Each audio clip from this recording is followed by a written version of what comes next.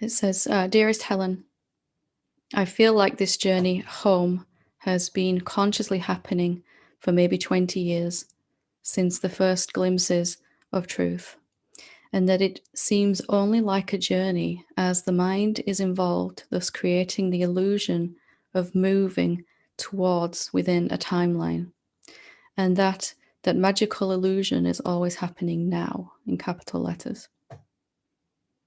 There is currently a deeper resignation or surrendering here. There's a renewed interest in the where exactly am I contemplation, and the mind has been faithfully on board in prompting continuously to take no shape during the day, their day-to-day activities, stimulus reaction to cycles or karmic patterns. There's a sense here that by utilizing the mind in this way, to have it engage in total commitment to not take a shape, is the only way to freedom that has been tasted on the tip of this tongue for 20 years. Like giving a 2-year-old a job to do so it thinks that it's helping. And that is the way to keep it out of trouble so that it doesn't take new shapes, while one, with a capital O, makes itself open, clear, and ready for God to take up permanent residence. Am I on the right track? Lots of love, peace, and infinite gratitude. I'm laughing because my mind is very much like a 2-year-old. I'm sure many people can understand that analogy.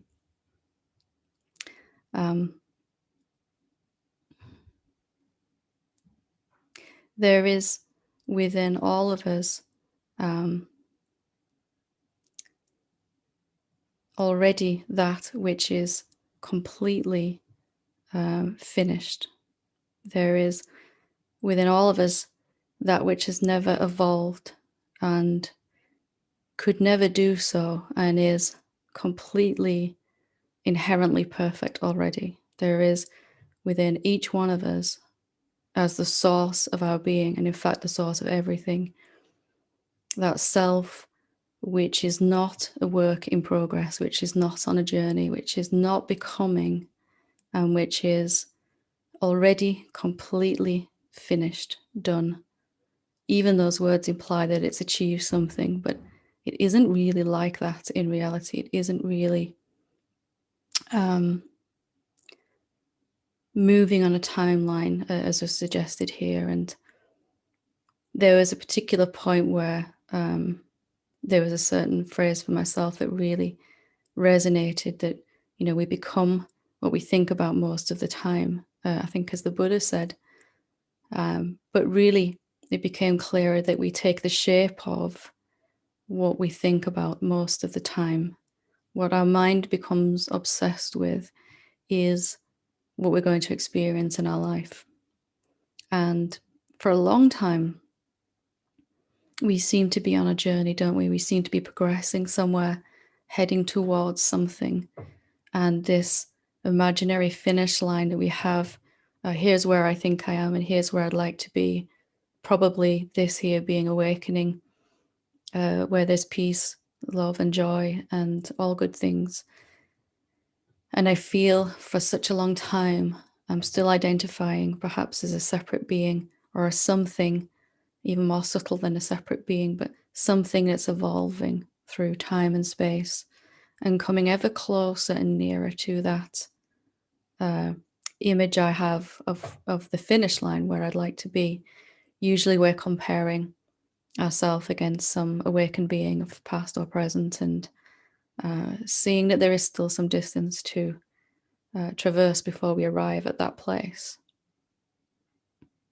But what if we have always and inherently been that place that we're looking for? What if we're looking from there, watching the mind on its journey, as the mind thinks in progressively lighter and lighter ways, as the mind and the separate sense of self, the ego, I'm using all those terms synonymously here, just for this satsang. What if our mind is taking the shape of what it thinks about? What if our experience is reflecting that shape? What if our experience is that shape? That if I think I'm a separate being, And I'm going to experience that in a very, very real way. And then I'm going to experience being something moving through time and space, evolving, becoming ever more conscious of what I really, really am. And as I seem to go through that journey, my thoughts become ever more about the self, the one being, the supreme nature of reality, the noumenon, the awareness, the whatever we're going to call ourselves. And less about being a separate being, about being someone who's getting there. And periodically throughout that journey from here to here, where I already am but haven't realized, I might have these momentary seeings that I am already home. Not that I have arrived home, but I am that home in which the journey, the searching, the becoming is unfolding. This sense of becoming ever more worthy, ready, and able to embody what I already am is becoming ever clearer, is seen. I might have these snippet moments, these glimpses of this place that's already perfect and whole and isn't a place, but for want of a better word, this true nature of our being that isn't ever able to be anything other than itself. And it can take all these shapes, but it's inherently shapeless. It can take the shape of whatever thoughts we're entertaining. And from time to time, I'll have these glimpses. They may last for a while or for just for a millisecond, that I'm not really ever involved in time and progress and becoming. That's happening to my mind and my body, but not to me. And what looks like time and progress and my life becoming gradually better, and my inner state, more peace, more love, more joy, it looks like change, but it's really just the continuous reflection of what I'm seeing clearer. As I see clearer, I'm already where I'm trying to get to and could never not be that. Then my life is reflecting that back to me, my relationships, that contentment more of there's nowhere for me to go to. And as you've pointed here in this, I love this question that giving the mind something useful to do, it is really going to speed up that seeming time delay between the first time I catch a glimpse of what I really am, even just for a second, a nanosecond. There's something here already that's perfect, that is me. To the end point where that becomes continuous and effortless to recognize. Doesn't mean our mind and body stop evolving and our life changing, reflecting that. But I'm no longer able to fully believe in this journey, that I've got somewhere to get, or that I need to be worthy of this awakening already, or that I need to resolve my karmic patterns before I can clearly see and be this, or something like that. That if that how long that journey takes is really the content of the mind, then it makes sense that as the content of the mind, the thoughts become more focused on what is actually real. We start to think about what is real more than what we thought we were, this thought constructed self of ego. Then we're going to begin to experience ever more positive, beneficial experiences, knowings, epiphanies, seeings. And there'll be more and more moments available where we can accidentally slip into this place where there isn't anything happening to us, nor was there ever, that there isn't anything really that we need to achieve. That all that is happening is that we're taking off these beliefs one by one, or many at a time. First and foremost, that I am the separate being that broke away from God, from the noumenon, from the self. And I have to find my way back. That this, what you've described here, utilizing the mind in this way, is going to really speed that journey. And for me, my mind at some point got very excited by this "where am I?" question, almost upset, well, definitely obsessed, in a way that it had been many times about many other things. It was previously obsessed with not being good enough, with not being safe enough, with not being awake enough, with not being able to get to where it wants to be. Mind is kind of an obsessive tool, isn't it?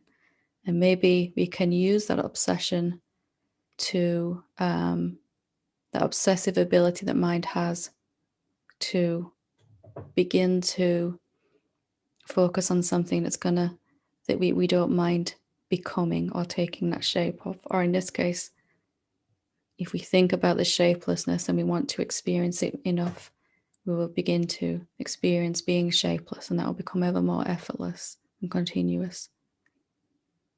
So if mind is going to be thinking anyway, why not give it something useful to think about? And this is the basis of the core teaching on contemplation. It's much more helpful to think, is it true and I'm not already awake, than to just assume, have a thought that I'm not there yet. It's much more useful to question, is it true I'm not ready for awakening? Is it really true it's never going to happen for me? Than it is to take the shape of the thought, it's never going to happen for me. You can consistently recreate that shape for a very long time, and I know a lot of us have, and in the interest of simplification and speeding that up, that I am the watching of this journey and the place in which the journey arrives and finishes. And I'm not really involved in that at all. I am as I always was. And the only thing that's happening is that my mind is progressively coming to realize that and embody it, and therefore my life reflects it. But there is no epiphany, no thought process, nor anything that could make me feel any, that could make me be any different than I am already. That there is no seeing that could occur, that could change what I ultimately am and could never not be. But I am that space in which the universe is appearing. I am that space in which the world, my separate sense of self, my mind is appearing. And as it moves, that I remain unaffected. So I really liked the way that you phrased this, that it's going to, at some point, come to total commitment to mind, isn't it? To picking up some seeing or it'll become obsessed with something in some teaching somewhere that suddenly seems extraordinarily relevant and important. Or we'll have a glimpse of our real nature, and suddenly mind will become obsessed with seeing that clearer and deeper. And perhaps the obsessive quality that's not really celebrated in normal society is something that we can all use to facilitate this journey from here to here. In the end, we come to a seeing that no matter what my mind is thinking or my body is feeling, or what I'm experiencing currently, it has nothing to do with it's not impacting upon what I really am. That no experience, no matter how awful or pleasant or beautiful, is changing the formless space in which the body, the mind, and that experience is happening. But ironically, paradoxically, to get to that seeing, a lot of us have to do some using of the mind in this conscious way. And we all can probably recognize how obsessive our mind gets when it picks up a particular subject. It will not put it down.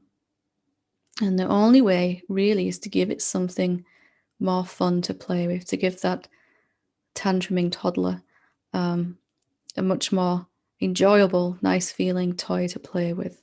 Some such question as, what am I really? Have I ever been separate? Is it true I'm not awakened? Where am I exactly? Where am I not? What is reality? Something that it can really get obsessed with and really go to town with and become it will move then through, mind will move through all the thought answers to those particular questions and experiential experiences, to simply eventually recognizing that it is the shapelessness in which that question is appearing.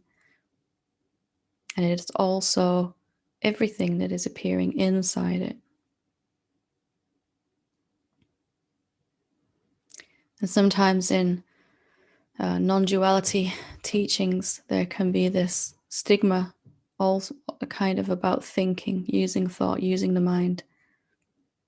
But if your mind is going to be thinking, you might as well get it to think about something that's going to move you closer to seeing that you've always been home, that you are the home itself. You're not arriving home, you are that home in which the separate sense of self is born and travels through this long journey through many seeming lifetimes back to right where it started, but conscious of it.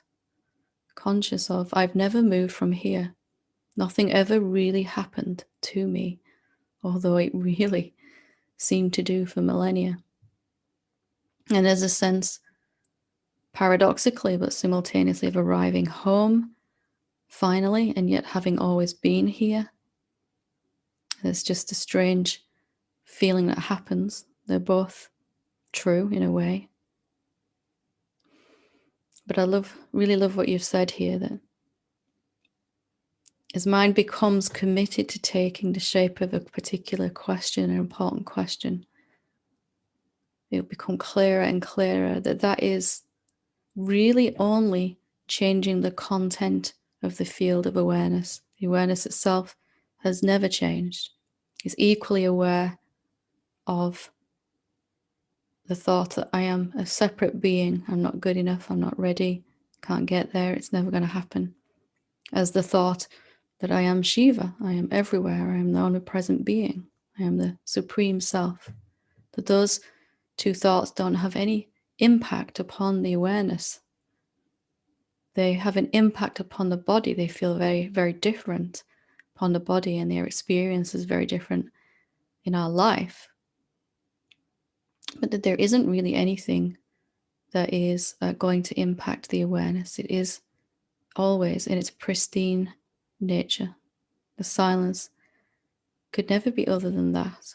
And it recognizes, first of all, through a human body, through the contrast and the change and the becomingness of the mind and its journey, that place where journeys never existed, where all roads lead to, where we've always been looking from. That separate sense of self seems to arrive home at the place we never left, that the journey is being watched from even. And really it's been thought that's been on a journey, that's been on an awakening journey, on a progression. It's thought that realizes the self in the end. And enlightenment just is here and watches while thought comes to a clear and conscious recognition of its real source.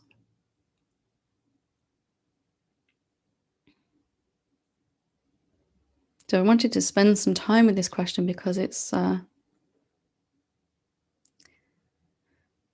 if you don't give mind something conscious to think about, it's going to revert back to its default setting. Usually, I'm not there yet, or I'm not good enough, or something like that. What latest tidbit did you pick up from some teaching that seemed really, really important? And can you foster the obsessive quality of mind over that? Can you take the shape of that more until you can effortlessly stay in your shapelessness? Can you engage your mind in that? So absolutely, you're on the right track.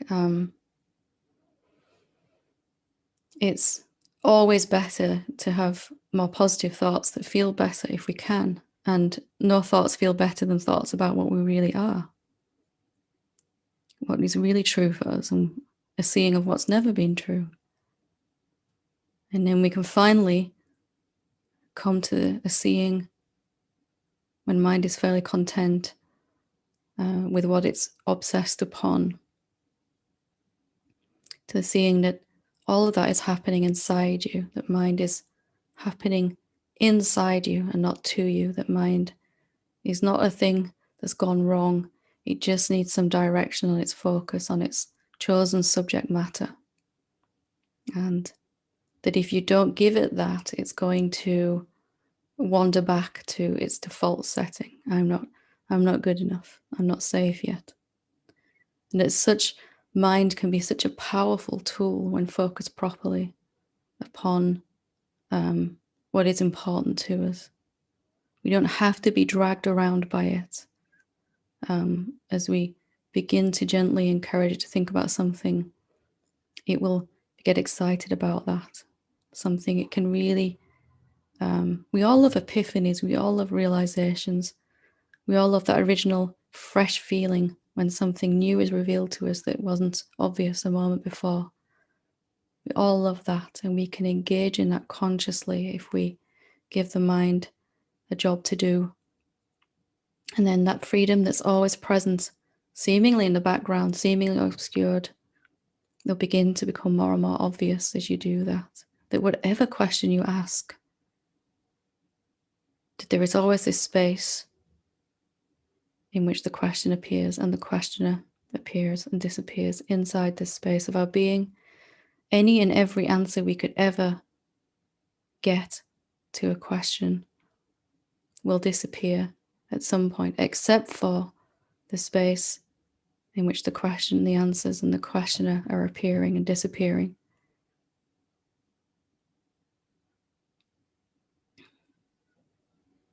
So, thank you for that question. It was very, very good and absolutely on the right track. That's the resignation or surrender that you're talking about. There's just this recognition that you're never really traveled. It's coming clearer, isn't it? You've never really become or undone anything. That there isn't really anything to undo, although there seems to be for quite some time. That you never were a separate being. Therefore, all and any of the problems of that separate being become increasingly irrelevant to you. Not that you don't want to resolve them, but that it's not your job to fix them, and you can watch them resolve all by themselves from this place where you could never not be.